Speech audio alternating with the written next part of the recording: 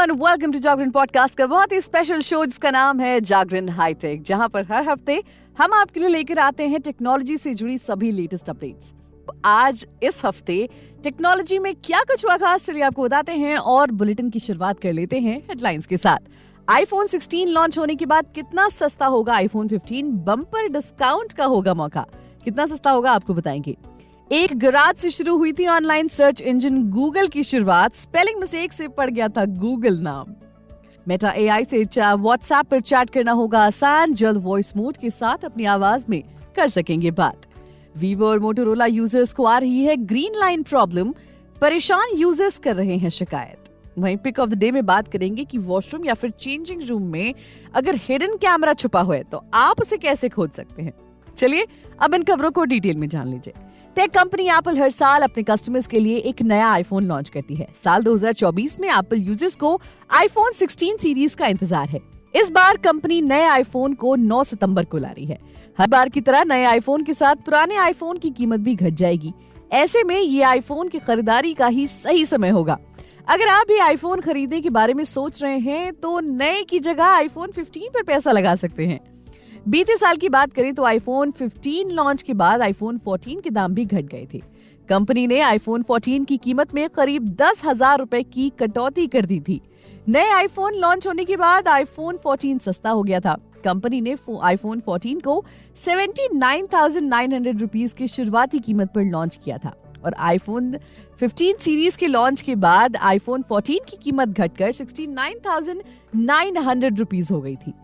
इसी तरह इससे पिछले साल 2022 में जब आईफोन 14 लॉन्च हुआ था तो आईफोन 13 की कीमत घट गई थी।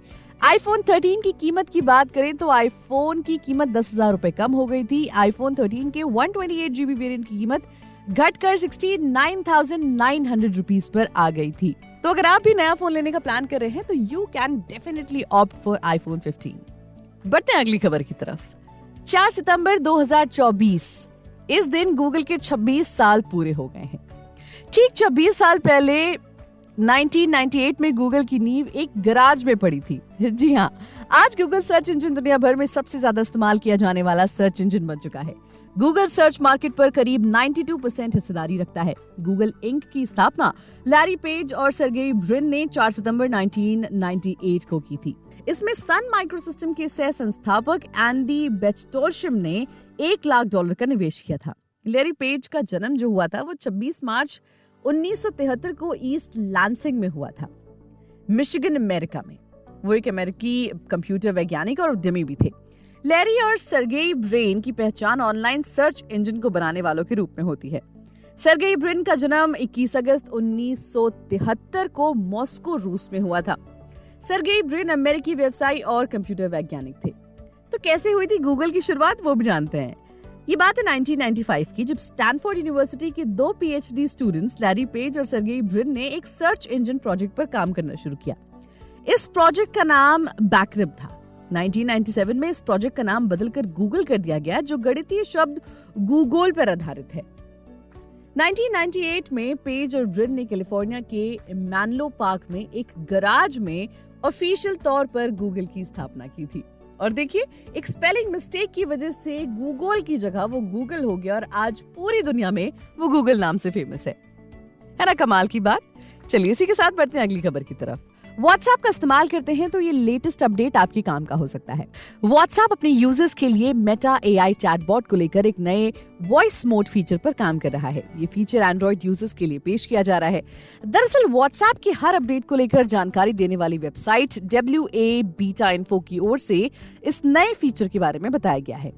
WA बीटा इन्फो की एक लेटेस्ट रिपोर्ट की माने तो व्हाट्सएप के नए फीचर के साथ यूजर्स एआई चैटबॉट के साथ अपनी आवाज को इस्तेमाल करके 2-वे कॉन्वर्सेशन कर पाएंगे। इस रिपोर्ट में कंपनी ने मेटा एआई वॉइस मोड को लेकर एक स्क्रीनशॉट भी शेयर किया है। मेटा एआई बटन पर लॉन्ग प्रेस करने के साथ इस फीचर को एक्सेस किया जा सकेगा। मेटा एआई बटन नए चैट आइकॉन के ऊपर लोकेट किया जाएगा। इसके साथ ही यूजर हैंड फ्री मोड को भी एक्टिवेट कर सकते हैं। हैंड फ्री मोड को टेक्स्ट फील्ड के साथ नजर आने वाले वेव फॉर्म आइकन पर टैप करके एक्टिवेट किया जा सकेगा। एक बॉटम शीट के साथ users Meta AI voice mode के सारे कंट्रोल ऑप्शन, स्पीकर, म्यूट को डिस्कनेक्ट देख पाएंगे। चलिए बढ़ते हैं अगली खबर की तरफ। OnePlus यूजर्स अपने फोन में ग्रीन लाइन की समस्या से परेशान हैं। ब्रांड ने ग्रीन लाइन की समस्या का सामना कर रहे ग्राहकों के लिए डिस्प्ले वारंटी और फ्री स्क्रीन अपग्रेड की पेशकश भी की है। Samsung Galaxy S21 और S22 यूजर्स को भी इस समस्या का सामना करना पड़ रहा है, जिसके लिए ब्रांड ने मुफ्त डिस्प्ले रिप्लेसमेंट की घोषणा की है। अब यही परेशानी मोटोरोला और वीवो यूजर्स के लिए भी सामने आ रही है। कई यूजर्स ने ग्रीन लाइन की प्रॉब्लम की जानकारी एक्स हैंडल के जरिए दी है। हालांकि इनको फ्री रिप्लेसमेंट की सुविधा अभी नहीं मिली है। मोटोरोला के G सीरीज के 82 और G52 में ग्रीन लाइन के ज्यादातर मामले सामने आए हैं। तमाम यूजर्स ने अपने फोन की तस्वीरें शेयर की हैं। कुछ मामलों में स्क्रीन पर एक ग्रीन लाइन दिखाई देती है, जबकि कुछ में डिस्प्ले पर अलग अलग रंगों की कई लाइनें दिखाई देती हैं। इसी तरह मोटो G82 यूजर्स को भी डिवाइस को किसी भी तरह के फिजिकल डैमेज के बिना ग्रीन लाइन की समस्या का सामना करना पड़ रहा है। हालांकि अभी तक वीवो ने इसको लेकर कुछ भी नहीं कहा है और किसी भी तरह की कोई रिप्लेसमेंट वारंटी भी नहीं दी है। जैसे ही ऐसी कुछ इन्फॉर्मेशन आती है, वो इन्फॉर्मेशन मैं आपके लिए लेकर आऊंगी। फिलहाल अब बढ़ते हैं आगे और समय आ चुका है पिक ऑफ द डे का। वॉशरूम या फिर चेंजिंग रूम में कपड़े चेंज करने जाते हैं तो सबके मन में एक ही सवाल बना रहता है।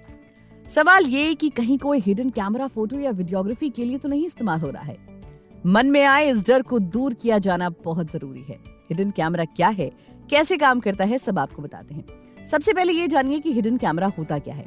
हिडन कैमरा जैसे कि नाम से ही समझा जा सकता है कि एक छुपा हुआ कैमरा जो सामने होते हुए भी नजर न आए।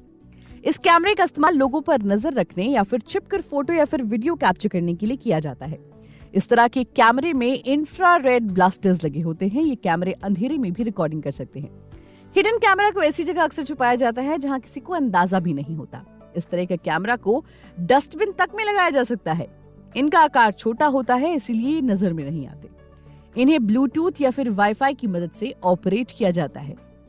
अब कैसे खोजना है वो बताते हैं। देखिए, रूम में अंधेरा करके फोन की फ्लैशलाइट से पूरी जगह चेक कर लें। अंधेरे में हिडन कैमरे को खोजना आसान हो जाता है, इससे लाइट रिफ्लेक्ट होती है। इसके अलावा बाथरूम, चेंजिंग रूम के मिरर को ठीक से चेक करें। मिरर के पीछे हिडन कैमरा हो सकता है। अपनी उंगली को मिरर पर प्लेस करें। रिफ्लेक्शन और उंगली के बीच गैप है तो हिडन कैमरा नहीं लगा है। गैप नहीं है तो यहाँ कैमरा हो सकता है, या फिर ऐसा हो सकता है कि कोई ट्रांसपेरेंट मिरर लगा हो और आपके उस तरफ भी दिख रहा हो। होटल के कमरे में रुक रहे हैं तो कमरे में वायरिंग को चेक करें। किसी एक्स्ट्रा वायर या केबल को नजरअंदाज ना करें, ये हिडन कैमरा से जुड़ा हो सकता है। फोन में हिडन कैमरा डिटेक्टर का इस्तेमाल करें। इस ऐप की मदद से कैमरा की लाइट रिफ्लेक्ट करेगी और आप पता लगा पाएंगे। अब किन चीजों में छुपा हो सकता है हिडन कैमरा, आप वो भी जान लीजिए। देखिए, किताबों में छुपा हो सकता है, दीवार पर लगी पेंटिंग पर छुपा हो सकता है, टिश्यू पेपर के बॉक्स में छुपा हो सकता है, फ्लावर पॉट पर छुपा हो सकता है, स्मोक डिटेक्टर पर छुपा हो सकता है, सेट टॉप बॉक्स में हो सकता है, शीशे में हो सकता है, इलेक्ट्रिक स्विच में हो सकता है। तो ये सारी जो है स्पेकुलेटिव चीजें हैं जिनमें मैंने आपको बता दिया। इसके अलावा आप थोड़ा सा अलर्ट रहें और आपको आसानी से पता चल जाएगा अगर कोई भी हिडन कैमरा आपके आसपास होगा। हिडन कैमरा खोजने के लिए कौन से ऐप का आप इस्तेमाल कर सकते हैं वो भी जानिए। देखिए, आप इस्तेमाल कर सकते हैं हिडन स्पाई कैमरा डिटेक्टर का। इसके अलावा एक और ऐप है स्पाई सी करके, SPYC करके ऐप है, आप उसको भी डाउनलोड कर सकते हैं। इसके अलावा हिडन कैमरा डिटेक्टर करके ऐप है, आप उसे भी डाउनलोड कर सकते हैं। और एक और ऐप है हिडन डिवाइस डिटेक्टर कैमरा। इन ऐप्स को डाउनलोड करके आप आसानी से पता लगा सकते हैं कि क्या आपके रूम में कैमरा है या नहीं। तो आज के इस एपिसोड में लूंगी आपसे विदा। मिलेंगे अगले एपिसोड में टेक्नोलॉजी की और भी ताजा तरीन खबरों के साथ। तब तक के लिए हमें दीजिए इजाजत और अपना बहुत ख्याल रखिए और सुनते रहिए जागरण पॉडकास्ट।